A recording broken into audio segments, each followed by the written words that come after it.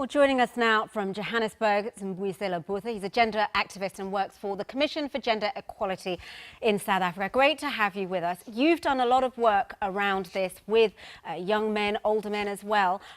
What are some of the things they say to you when you challenge this sort of behaviour? Well, they more often than not, they would talk about religion, they would talk about their own socialization, about culture, in that these are things that would actually lead them to do or to perpetuate violence against women.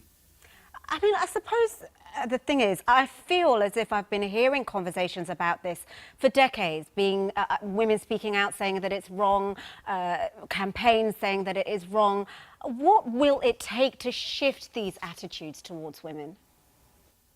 Well, we engage in men so that we mobilize, galvanize men and say to men that you can't fold your arms, you can't look at away or the other side. It is in our interest as men, as South African men, as men throughout the world, to actually say that things can't be done in our name, no violence in our name.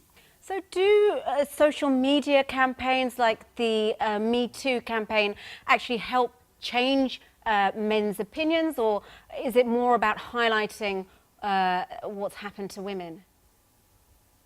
Well, I think that they do help in that there's a certain level of consciousness and going on. I mean, this social media, they do indeed help in that they say to men that we must do something, we must be allies towards the women's struggle, that this struggle is not a women's struggle only, it's our struggle as well as men. How do you make men feel like it is their struggle as well?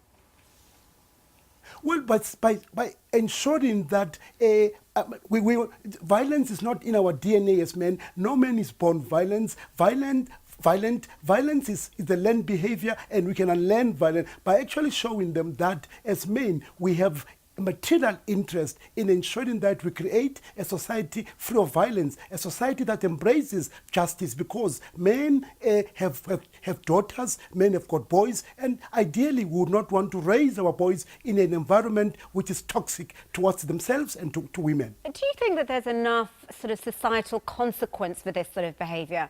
I mean, do men shun each other when they're known to have perpetrated some of these acts?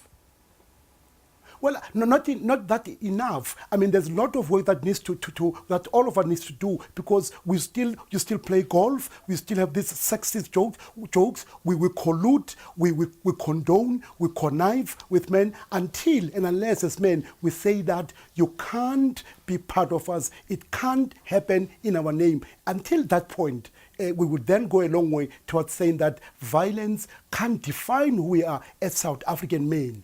Mbuyiselo, I always want to talk to you for longer, but I'm afraid we're right out of time. We really appreciate you coming on Focus on Africa.